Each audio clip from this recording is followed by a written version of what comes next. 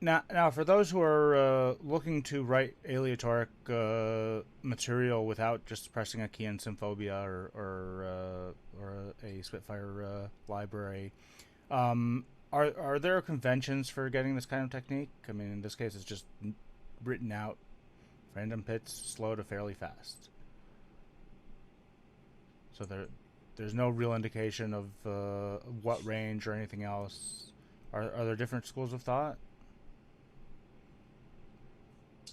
I don't know. I've seen a few things where they would put a range of notes and perhaps a pattern order, um, and then just say go for it.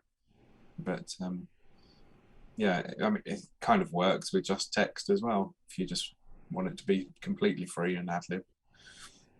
Having done a lot of score transcriptions and engravings, how do you have any advice for? I mean, you work in Sibelius, but how easy or difficult is it to do this kind of thing in Sibelius? If it's not notated in any way, that's dead easy.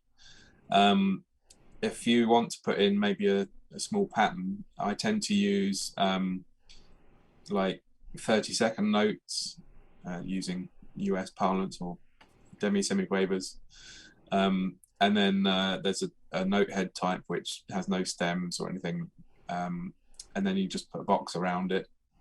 So it's because Sibelius helpfully spaces the bar, so depending on what note values you've got in it. So if you don't want it to take up too much space, once you've got that box on, you try and use short notes. Um, it's pretty straightforward to do though. And then you just, as I say, literally just drag a box around it. And I use this.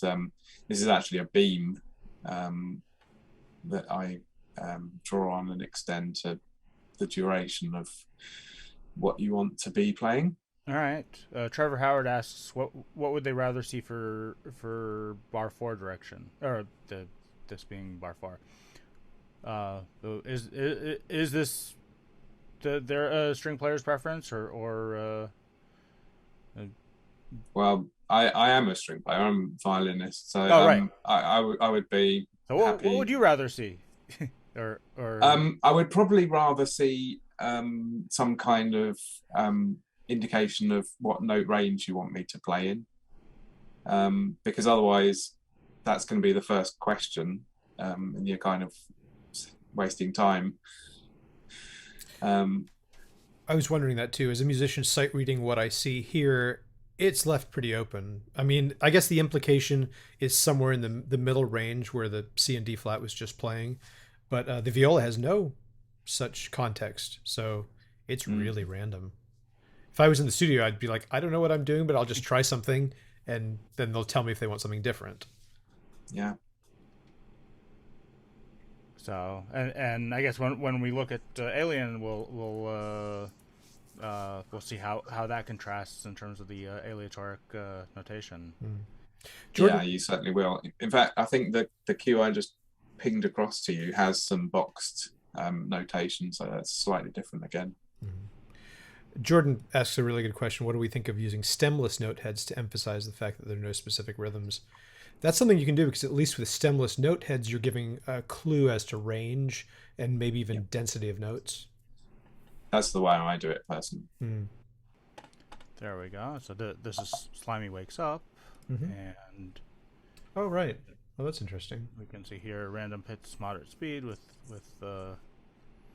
these pitches notated. And Chris is, it, I assume the player would play in the direction of the pitches. So here they would go up to bottom, top to bottom, and the violas would play back and forth like this. Yeah, So yeah, that also, I mean, that seems clearer in terms of at least what approximately they should be doing.